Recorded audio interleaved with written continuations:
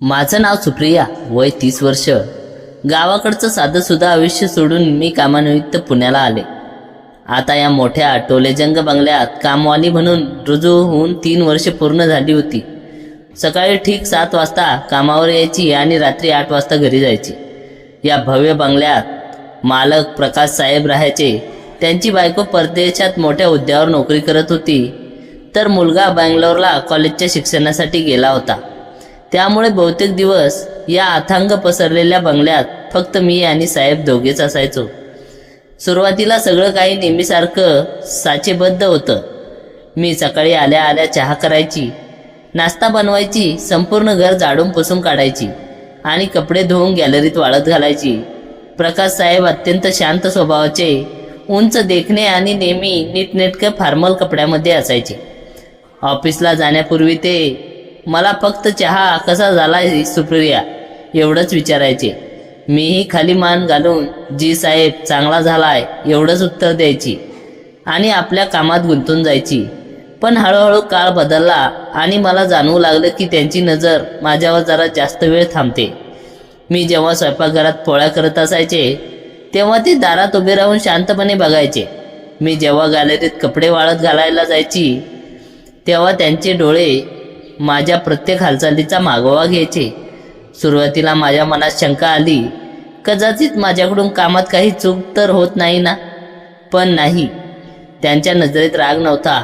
एक अतिशय शांत, प्रेमळ आणि आर्जव असणारा भाव होता. एक सकाळ नेहमीसारखीच उगवली. मी चहाचा ट्रे घेऊन त्यांच्या स्टडी रूममध्ये गेले. ते लॅपटॉपवर काहीतरी काम करत होते. मी ट्रे टेबलवर ठेवला आणि माघारी वळणार तितक्यात त्यांचा मऊ हळुवार आवाज आला, सुप्रिया थांब जरा. मी थबकले. मान खाली ठेवूनच विचारलं, काही काम होतं का साहेब? काम नाही, पण बस जरा. तू रोज सकाळी 7 ते रात्री 8 इतकं काम करतेस, थकल्यासारखं होत नाही का?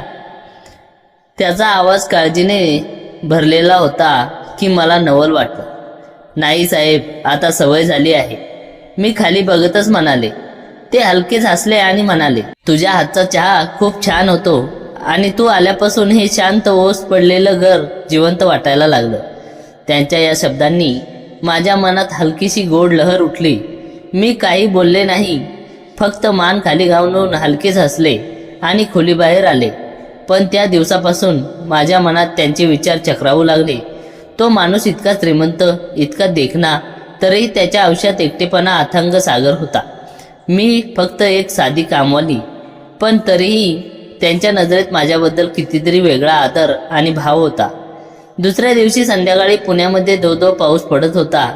मी गॅलरीत उभी राहून पावसाचे थेंब झाडावर पडताना बघत होते. प्रकाश साहेब ऑफिसमधून नेहमीपेक्षा लवकर आले. ते थेट गॅलरीत आले आणि माझ्या शेजारी येऊन उभे राहिले. पाऊस बघतेस? त्यांनी विचारलं. हो साहेब, गावात असताना असा पाऊस बघायला खूप आवडायचं. मी म्हणाले, मलाही आवडतो, पण एकट्याने पाऊस बघायचा कंटाळा येतो. त्यांनी दीर्घ श्वास घेत सांगितलं. मी त्यांच्याकडे बघितलं. त्यांचे डोळे बाहेर पडणाऱ्या पावसात कुठेतरी हरवले होते. तुमच्या मॅडम परदेशात असतात, तुम्हाला खूप एकटेपणा जाणवत असेल ना साहेब? मी हळूच विचारलं. ते हलकेच हसले. हो सुप्रिया, खूप जाणवतो, पण आता तू रोज येतेस, बोलतेस, कामात असतेस म्हणून जरा बरं वाटतं. त्या संध्याकाळी आम्ही तासभर तिथे उभे राहून बोलत होतो. मी त्यांना माझ्या गावाकडच्या आठवणी, माझा नवरा गावीच राहिल्यामुळे तुटलेलं नातं, माझा लहान मुलगा आणि माझ्या कष्टाच्या आयुष्याची संपूर्ण कहाणी सांगितली. ते अतिशय शांतपणे, एकाग्रतेने ऐकत होते. त्यांनी कधीही मध्ये शब्द तोडला नाही. त्यांच्या डोळ्यात माझ्याबद्दल खरी काळजी आणि सहानुभूती होती. मी मनातल्या मनात म्हणले, हा माणूस फक्त माझा मालक नाही, या पलीकडेही काहीतरी आहे. त्या रात्री घरी परतताना माझं मन भलतेच गोंधळलेलं होतं. मी स्वतःला समजावण्याचा प्रयत्न केला, सुप्रिया तू काय विचार करतेस? ते तुझे मालक आहे, तू त्यांची कामवाली आहेस. हे असं विचार करणं योग्य नाही. पण तरीही त्यांचा तो देखणा चेहरा, त्यांचा तो काळजीने भरलेला मऊ आवाज आणि त्यांची ती प्रेमळ नजर, सगळं काही माझ्या मनात फेर धरून नाचत होतं.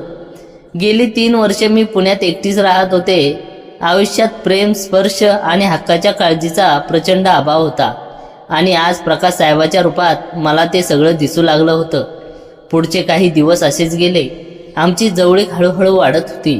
ते माझ्यासाठी छोट्या छोट्या भेटवस्तू आणू लागले. कधी फळांची टोपली तर कधी एखादी सुगंधी साबण. हे तुझ्यासाठी आहे असं ते प्रेमाने म्हणायचे. मी संकोचाने नको म्हणायचे, पण त्यांचा आग्रह इतका गोड असायचा की मला घ्यावं लागायचं. एक दिवस मी नवीन कुर्ता घालून कामावर आले होते. त्यांनी मला बघून हसत म्हटलं, आज खूप सुंदर दिसतेस सुप्रिया. माझे गाल लाजेने लाल झाले. साहेब असं काय भलतंच बोलता? खरं सांगतोय, तुझ्या हसण्यात आणि रूपात एक वेगळीच चमक आहे, ते मनापासून म्हणाले. मी मनातल्या मनात खूप लाजले, पण आता मीही त्यांच्याकडे जास्त लक्ष द्यायला लागले होते. त्यांचं ऑफिसमधून येणं, त्यांचं हसणं, त्यांचं प्रेमाने बोलणं सगळं मला हवंसं वाटू लागलं होतं. माझ्या मनात त्यांच्याबद्दल एक हळूवार आकर्षण निर्माण झालं होतं. मी स्वतःला सांगायची, ही फक्त मालक आणि कामवालीची मैत्री आहे, पण मनाला ठाऊक होतं की ही मैत्री प्रेमाच्या वळणावर येऊन पोचली आहे. एक दिवस मी हॉलमध्ये काम करत असताना त्यांची नजर माझ्यावर खिळलेली होती. मी अचानक मागे वळून बघितलं, पण ते अजिबात लाजले नाहीत. उलट त्यांनी एक सुंदर गोड स्मितहास्य केलं. त्या हास्यात एक अनोखं आमंत्रण होतं. मीही हलकेच हसले. त्या क्षणी मला जाणीव झाली की ही नजरेची सुरुवात एका सुंदर प्रवासाची आहे. त्या दिवसानंतर सगळं काही वेगाने बदलू लागलं. सकाळी मी कामावर आल्यावर प्रकाश साहेब मला हक्काने हाक मारायचे, सुप्रिया चहा घेऊन ये ना जरा. मी चहा घेऊन जायची आणि ते मला समोरच्या खुर्चीवर बसायला सांगायचे. सुरुवातीला मी नको म्हणाले, पण त्यांचा आग्रह इतका प्रेमळ असायचा की मी थोडा वेळ बसायची. पावसाळ्याचे दिवस पूर्णपणे सुरू झाले होते. एका सकाळी मी स्वयंपाकघरात नाश्ता बनवत होते. प्रकाश साहेब आत आले आणि अगदी माझ्या शेजारी उभे राहिले. सुप्रिया, तू कधी रजा घेत नाहीस? काम करून थकत नाहीस का? मी हसत म्हणाले, साहेब, मला काम करायला आवडतं. घरी एकटी बसले की कंटाळा येतो. ते अचानक गंभीर झाले. मलाही असंच वाटतं सुप्रिया. बायको प्रदेशात, मुलगा दूर, घर इतकं मोठं आहे पण एकटेपणा खाऊन टाकतो. पण तू जेव्हा येतेस ना, तेव्हा हे घर खरोखर जिवंत वाटतं. त्यांचे हे शब्द ऐकून माझ्या मनात हळूवार भावना जागी झाली. मी त्यांच्याकडे बघितले. त्यांच्या डोळ्यात एकटेपणाची अथांग तळमळ दिसत होती. साहेब, तुम्ही ऑफिसमध्ये इतके व्यस्त असता तरीही तुझ्याशी बोलायला मी वेळ काढतोच, ते हलकेच म्हणाले आणि हसले. त्या दिवसापासून आमचा संवाद आणखी वाढला. ते मला त्यांच्या ऑफिसमधल्या गोष्टी सांगायचे, छोट्या यशाच्या गोष्टी, कधी अपयशाची निराशा. मीही त्यांना माझ्या मुलाच्या अभ्यासाची, माझ्या संघर्षाची माहिती द्यायचे. ते खूप मन लावून ऐकायचे. एका संध्याकाळी मी गॅलरीत कपडे वाळत घालत असताना ते मागे आले. सुप्रिया, थोडं बस ना माझ्या शेजारी. आम्ही दोघे तिथेच बसलो. बाहेर रिमझिम पाऊस पडत होता. त्यांनी विचारलं, तुझं भूतकाळातील आयुष्य कसं होतं सुप्रिया, खरं सांग. मी थोडा वेळ शांत राहिले आणि मग सांगितलं, नवरा गावी आहे, पण आमचं नातं कधीच तुटलंय. मी मुलाला घेऊन इथे आले, कष्ट करून त्याला शिकवते, सगळं काही एकटीने सांभाळते. हे ऐकून प्रकाश साहेबांनी हळूच माझ्या हातावर आपला हात ठेवला. फक्त काही सेकंदासाठी, पण त्या स्पर्शाने माझ्या संपूर्ण शरीरात एक विजेची लहर पसरली. तू खूप कणखर आहेस सुप्रिया, मी तुझी खूप आदर करतो, ते म्हणाले. माझ्या डोळ्यात पाणी आलं. आजपर्यंत मला कोणीही अशा मायेने आणि आदराची वागणूक दिली नव्हती. आता मी आहे ना. त्यांचा आवाज इतका मऊ आणि आश्वासक होता की मी त्यांच्या छातीवर डोकं ठेवून रडावंसं वाटलं. पुढचे काही दिवस आमची भावनिक जवळीक आणखीन वाढवणारे ठरले. ते माझ्यासाठी छोट्या भेटवस्तू आणायचे, कधी फुलांचा सुंदर गुच्छ तर कधी मला आवडणारे चॉकलेट्स. एक दिवस ते ऑफिसमधून खूप लवकर आले. मी दिवाणखान्यात फरशी पुसत होते. ते माझ्या मागे येऊन उभे राहिले. सुप्रिया, तू आज खूपच सुंदर दिसते. मी वळून बघितलं. साहेब, असं काय बोलता? खरं सांगतोय, तुझ्या कामात, तुझ्या बोलण्यात आणि तुझ्या या निरागस हसण्यात एक वेगळाच गोडवा आहे. तुला बघितले की माझं मन शांत होतं. माझे गाल लाजेने लाल झाले. मी काही बोलू शकले नाही, पण मनात आनंदाचा पूर आला होता. घरी गेल्यावर मी विचार करायची, हा माणूस मला खरोखरच आवडायला लागलाय. त्याची काळजी, त्याचं बोलणं, त्याची ती तृप्त नजर, सगळं माझ्या त्याच्याकडे ओढून घेतं होतं. दुसऱ्या दिवशी त्यांनी मला अतिशय सुंदर साडी भेट दिली. तुझ्यासाठी आणली, घालून बघ ना. मी ती साडी घरी नेली आणि दुसऱ्या दिवशी तीच साडी नेसून बंगल्यावर आले. मला त्या रूपात बघून ते क्षणभर स्तब्ध झाले. मग हसत म्हणाले, सुप्रिया, तू एखाद्या राणीसारखी दिसतेस. साच मी लाजून विचारलं. प्रकाश, पहिल्यांदा मला नावाने हाक मार, ते आनंदाने म्हणाले. प्रकाश, मी पहिल्यांदा त्यांना नावाने हाक मारली. ते मनमोकळेपणाने हसले. हो, असंच बोलत जा. जेव्हा आपण एकटे असू तेव्हा मला प्रकाशच म्हणायचं. आम्ही दोघे तासनतास हसत बोलत वेळ घालवू लागलो. ते मला त्यांच्या आवडीच्या गाण्यांबद्दल सांगायचे. मी त्यांना माझ्या गावाकडची लोकगीतांच्या गोष्टी सांगायचे. एकत्र चहा पिताना, त्यांच्या शेजारी बसताना मला एक प्रचंड सुरक्षितता आणि उदारपणा जाणवायचा. 3 वर्ष एकटी राहिलेल्या माझ्या आयुष्यात आता प्रेमाचा प्रकाश पसरला होता. आणि मग तो दिवस आला जो मी माझ्या आयुष्यात कधीही विसरू शकत नाही. सकाळपासूनच वातावरण एक वेगळाच रोमांच होता. प्रकाश साहेबांची बायको आणि मुलगा दोघेही परदेशात दूर असल्यामुळे घरात फक्त आम्ही दोघेच होतो. काल रात्री त्यांनी मला फोनवर सांगितलं होतं, सुप्रिया, उद्या घरात फक्त आपण दोघेच असू, घाबरू नकोस. सकाळी मी चहा घेऊन त्यांच्या बेडरूममध्ये गेले. ते बेडवर बसून लॅपटॉप बघत होते. मला बघताच त्यांचा चेहरा उजाळला. सुप्रिया, आज तू खूप सुंदर दिसतेस. प्रकाश, कामाला सुरुवात करू का? मी हळूच विचारलं. आज काम कमी कर, थोडा वेळ माझ्यासोबत बस. त्यांनी माझा हात हातात घेतला आणि मला प्रेमाने शेजारी बसून घेतले. माझे हृदय जोरजोरात धडधडत होते. प्रकाश, मी एक कामवाली आहे, हे असं करणं योग्य आहे का? मी शंकेने विचारलं. ते माझ्या डोळ्यात डोळे घालून म्हणाले, सुप्रिया, तू फक्त कामवाली नाहीस. या 3 वर्षात तू माझा ओझ पडलेला आयुष्यात आलीस आणि सगळं बदलून टाकलंस. तुझ्या हसण्याने, तुझ्या काळजीने मला माझा एकटेपणा विसरायला मदत केली. मी तुझ्यावर खूप प्रेम करतो. त्यांचे हे शब्द ऐकून माझ्या डोळ्यात अश्रू आले. मी माझं डोकं त्यांच्या छातीवर टेकवलं. मलाही तुम्ही खूप आवडता प्रकाश, पण भीती वाटते पुढे काय होईल. काही वाईट होणार नाही. मी तुझी पूर्ण काळजी घेईन. आज फक्त आपण दोघे आहोत, एकमेकांना समजून घेऊया, असं म्हणत त्यांनी माझ्या केसातून प्रेमाने हात फिरवला. दुपारी आम्ही एकत्र जेवलो. मी त्यांच्या आवडीचा स्वयंपाक केला होता. जेवताना ते सतत माझ्याकडे बघून हसत होते. जेवण झाल्यावर बाहेर पुन्हा मुसळधार पाऊस सुरू झाला. घरात फक्त आमचा श्वास आणि पावसाचा नाद होता. प्रकाशने मला जवळ ओढलं आणि मी त्यांच्या उबदार मिठीत शिरले. सुप्रिया, तू फक्त माझी आहेस, ते हळूच कुजबुजले. त्या मिठीत मला जगातील सर्व सुख आणि सुरक्षितता जाणवत होती. संध्याकाळ झाली तसा घरातील प्रकाश मंद झाला. त्यांनी माझ्या कपाळावर, गालावर आणि डोळ्यावर अत्यंत हळवार चुंबन घेतले. प्रत्येक स्पर्शात अथांग प्रेम आणि आदर होता. अखेर आमचे ओठ एकमेकांना भेटले. माझ्या आयुष्यातलं पहिलं खरं आणि प्रेमळ चुंबन. जग तिथेच थांबल्यासारखं वाटलं. आम्ही एकमेकांमध्ये पूर्ण गुंतून गेलो होतो. रात्र झाली. आम्ही एकमेकाच्या मिठीत पडून होतो. प्रकाशने माझ्या केसातून हात फिरवत विचारलं, सुप्रिया, तू ठीक आहेस ना? मी त्यांच्या छातीवर डोकं ठेवून म्हणाले, खूप छान वाटतंय प्रकाश. मी आयुष्यात कधी इतकं प्रेम आणि काळजी अनुभवली नव्हती. तो दिवस संपला, पण आमच्यातलं नातं आता खूप खोलवर गेलं होतं. हे नातं आता फक्त मालक आणि कामवालीचं राहिलं नव्हतं, तर ते अथांग प्रेम आणि विश्वासाचं बनलं होतं. दुसऱ्या दिवशी सकाळी मी डोळे उघडले तेव्हा प्रकाश माझ्या शेजारीच होते. त्यांनी मला जवळ घेत कपाळावर चुंबन दिलं. गुड मॉर्निंग सुप्रिया, झोप कशी झाली? मी लाजून हसले. खूप शांत झोप लागली, पण मनात थोडा गोंधळ आहे. गोंधळ होणारच, पण मी आहे ना तुझ्यासोबत, काही चिंता करू नकोस. त्यांचा आवाज इतका आश्वासक होता की माझी सर्व भीती विरघळून गेली. त्यानंतरचे दिवस अत्यंत सुंदर गेले. मी माझं काम करायची, ते ऑफिसला जायचे, पण संध्याकाळची वेळ फक्त आमची असायची. ते माझ्या मुलाच्या शिक्षणासाठी, भविष्यासाठी पैसे पाठवायला मदत करायचे. कधीकधी मी विचार करायची, मी या बंगल्यात एक साधी कामवाली म्हणून आले होते, पण आज मी त्यांच्या हृदयात अढळ स्थान मिळवलं आहे. प्रकाशने मला खरं प्रेम काय असतं ते शिकवलं.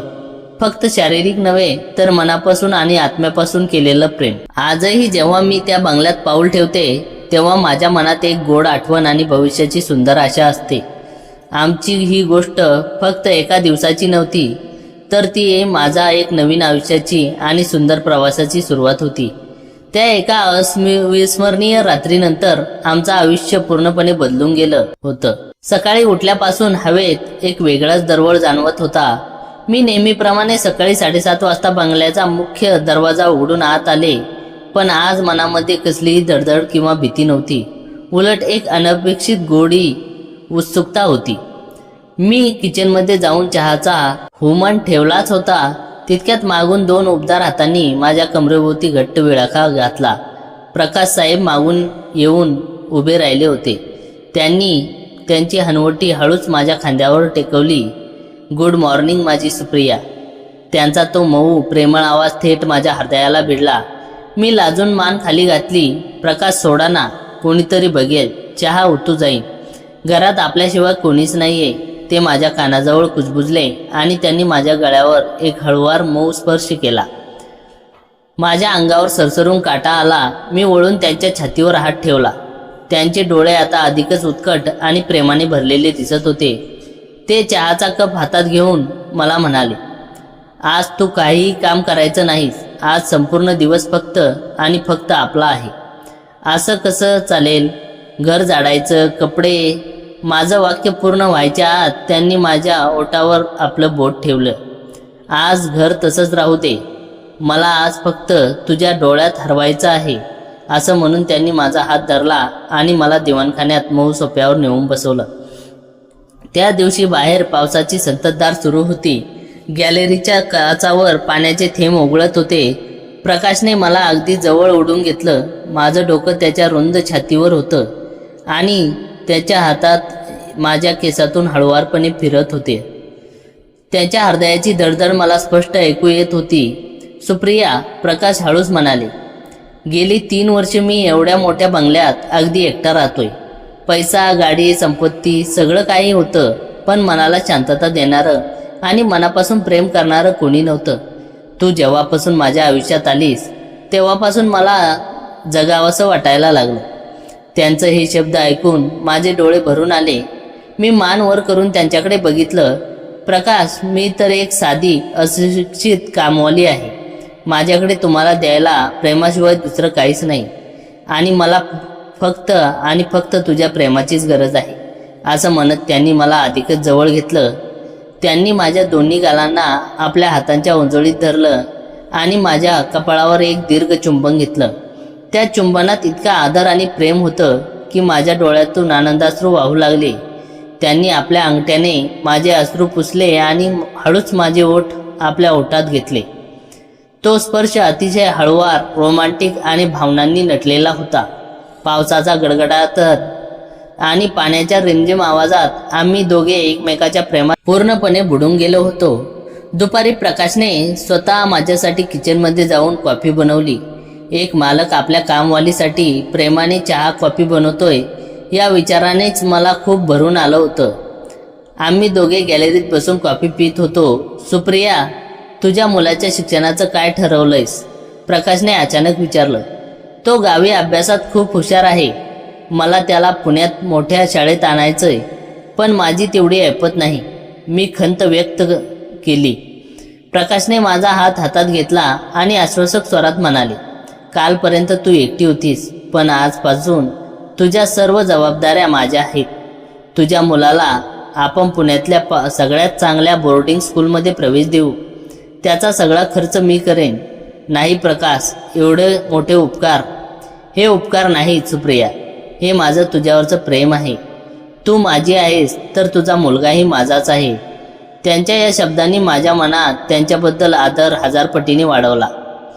हे नातं फक्त एका शारीरिक आकर्षणापुरतं उरलं नव्हतं, तर त्यात एकमेकाविषयी कमालीचा विश्वास, आपुलकी आणि भावनिक जवळीक निर्माण झाली होती.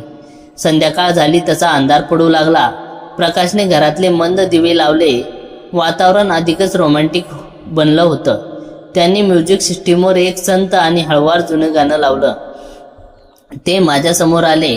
त्यांनी आपला हात पुढे केला आणि म्हणाले, माझ्यासोबत एक डान्स करशील? मी लाजत हसले. मला कुठे डान्स येतो साहेब.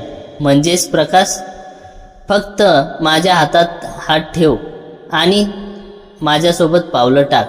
त्यांनी मला हळूच उभं केलं. मी माझा हात त्यांच्या खांद्यावर ठेवला आणि दुसरा हात त्यांच्या हातात दिला. प्रकाशने माझी कंबर धरून मला स्वतःकडे ओढलं. मंद संगीताच्या तालावर आम्ही दोघे हळूवार फिरू लागलो. त्यांच्या श्वासांची ऊब माझ्या चेहऱ्यावर जाणवत होती. गाणं वाजता वाजता त्यांनी मला पुन्हा एकदा मिठीत घट्ट धरलं. सुप्रिया, तू माझ्या आयुष्यात आलेला एक सुंदर चमत्कार आहेस, ते माझ्या कानात कुजबुजले. आणि तुम्ही माझ्या अंधारमय आयुष्यातला आशेची किरण आहात. मी त्यांच्या छातीवर गाल टेकवत उत्तर दिले. रात्र जशी जशी पुढे सरकत होती तशी तशी आमची जवळीक आणखीन दृढ होत गेली. त्या रात्री आम्ही दोघांनी भूतकाळातील सर्व दुःखांना विसरून, जगाच्या मर्यादा बाजूला सारून फक्त आणि फक्त एकमेकाच्या प्रेमाचा स्वीकार केला. दुसऱ्या दिवशी सकाळी जेव्हा सूर्याची कोमल किरणे खिडकीतून आत आली तेव्हा मी प्रकाशच्या शेजारी झोपलेले होते. त्यांचा हात माझ्या डोक्याखाली होता. मी त्यांच्या शांत देखण्या चेहऱ्याकडे बघत राहिले. ते हळूच डोळे उघडून हसले. गुड मॉर्निंग माझी राणी.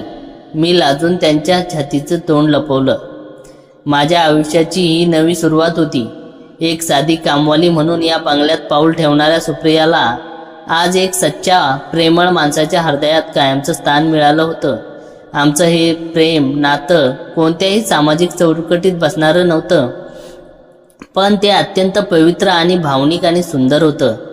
त्या सुंदर रोमॅन्टिक रात्रीनंतर पुढचे काही दिवस एखाद्या स्वप्नासारखे गेले.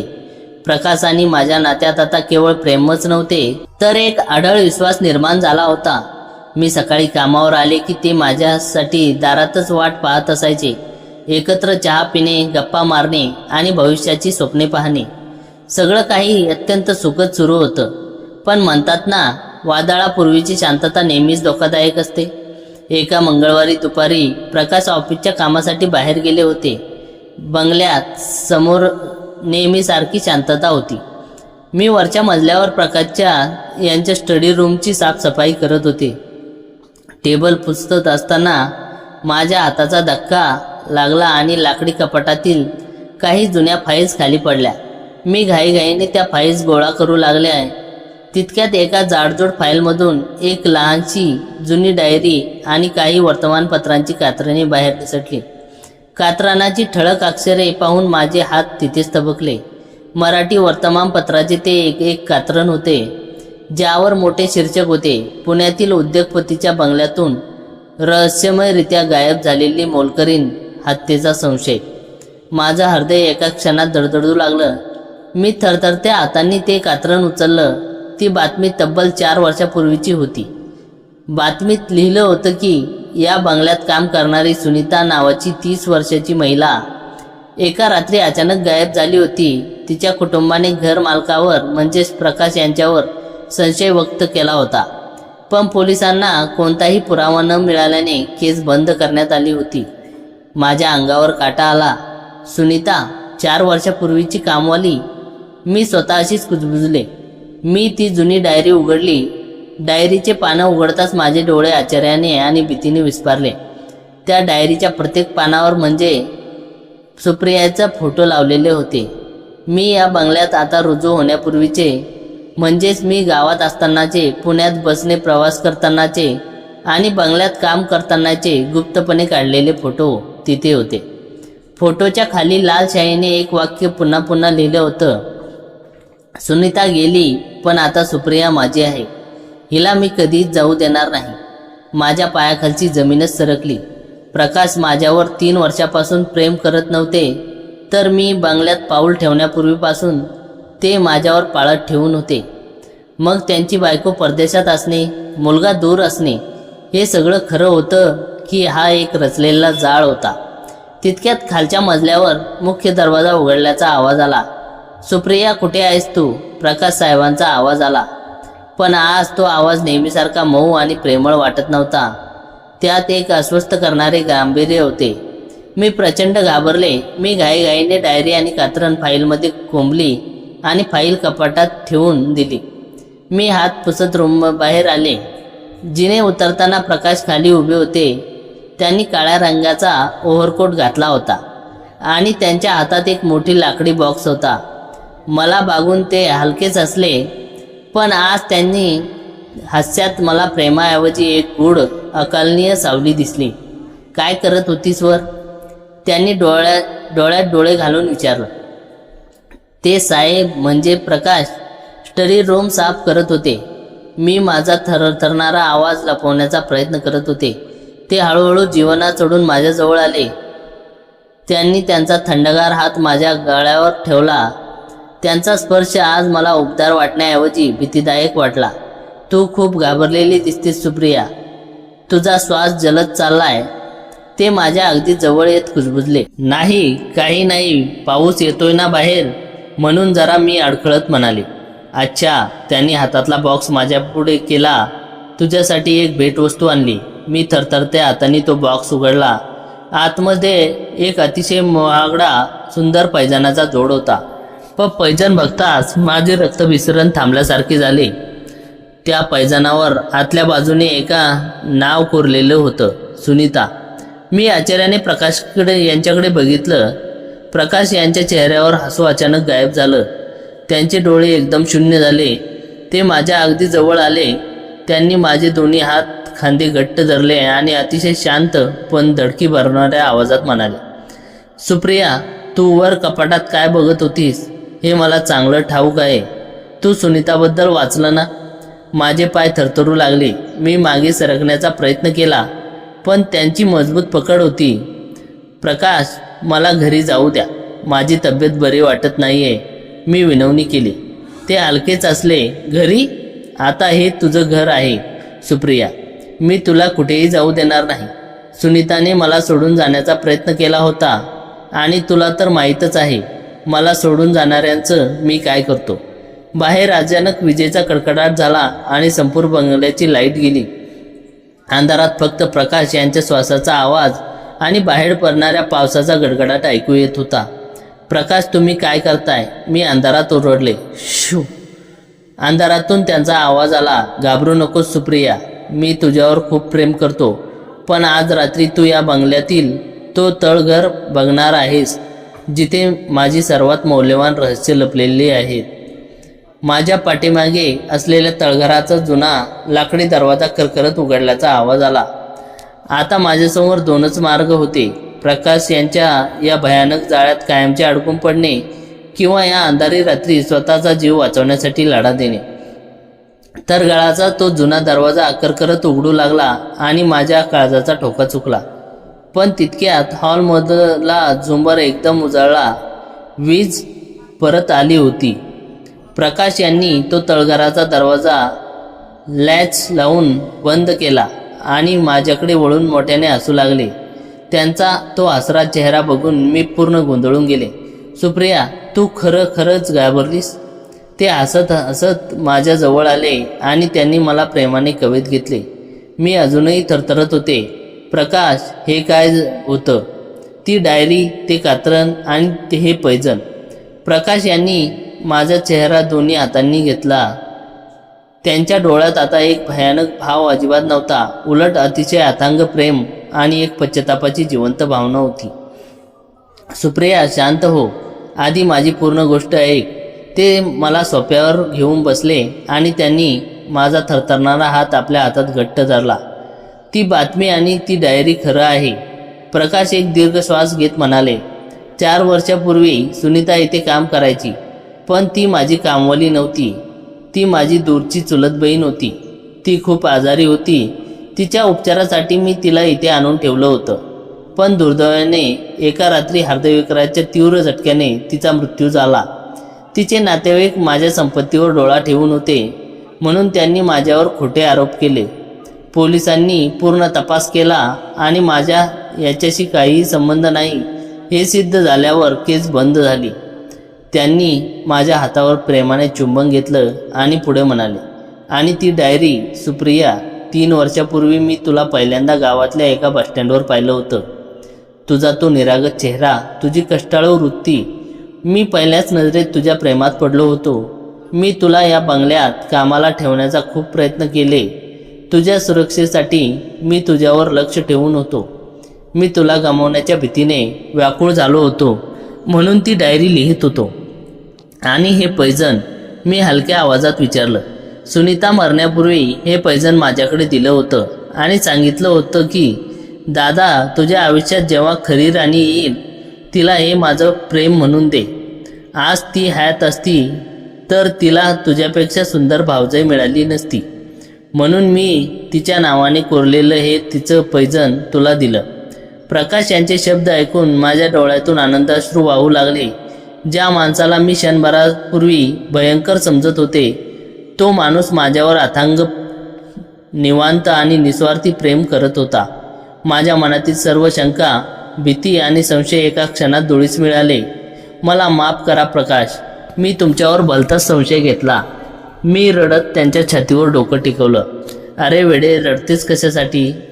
त्यांनी माझे अश्रू पुसले. तू घाबरलीस यात तुझी काहीच चूक नव्हती, पण आता तुला कसलंही भय बाळगायची गरज नाही. त्या रात्री पावसाने अकराळ विक्राळ रूप सोडून एक शांत मंद रिमझिम धरली होती. घरातील वातावरण कमालीचं रोमॅन्टिक आणि आल्हाददायक बनलं होतं. प्रकाश यांनी मला हाताला धरून उभं केलं. त्यांनी माझ्या पायातील जुनी जोडवी काढून अतिशय प्रेमाने सुनीताचे पैजण माझ्या पायात घातले. पैजणाचा तो मऊ स्पर्श आणि त्याचं नाजूक छनछन आवाज संपूर्ण हॉलमध्ये घुमू लागला. आज माझी सुप्रिया खरोखरच या बंगल्याची मालकीन दिसतेत. प्रकाश माझं रूप सनईसारख्या शांत नजरेने निहाळत म्हणाले. त्यांनी मंद दिवा लावला आणि म्युझिक सिस्टीमवर एक अतिशय सुंदर हळूवार रोमॅन्टिक धून लावली. प्रकाश यांनी मला हळूच आपल्या बहुपाशात घेतले. आज त्यांच्या मिठीत कोणतीही घाई नव्हती, फक्त एक अर्थांत शांतता आणि एकमेकांमध्ये विरघळून जाण्याची तीव्र ओढ होती. सुप्रिया, आज मला काहीतरी द्यायचे आहे. ते माझ्या कानाजवळ येऊन कुजबुजले. अजून काय देणार आहात?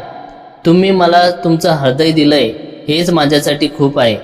मी त्यांच्या गळ्यात हात टाकत म्हणाले. त्यांनी खिशातून एक छोटीशी सोन्याची साखळी काढली आणि माझ्या गळ्यात घालताना त्यांच्या हातांची बोटे माझ्या मानेला स्पर्श करून गेली. तो स्पर्श इतका मोहक आणि प्रेमाने नटलेला होता की माझ्या अंगावर काटा आला. मी डोळे मिटून घेतले. प्रकाश यांनी माझ्या कपाळावर, मग डोळ्यावर आणि शेवटी माझ्या गालावर हळूवार ओठ टेकवले. त्यांच्या त्या प्रत्येक चुंबनातून मला त्यांच्या प्रेमाची खुली जाणवत होती. तू माझी श्वास आहे सुप्रिया, ते म्हणाले, आणि तुम्ही माझं जग आहात प्रकाश. त्यांच्या ओठांनी माझ्या ओठांचा ताबा घेतला. तो क्षण इतका तीव्र, रोमॅन्टिक आणि भावनांनी भरलेला होता की बाहेरच्या पावसाचा आवाजही मंदावला होता. आम्ही दोघे सोफ्यावर एकमेकांना घट्ट कवटाळून बसलो होतो.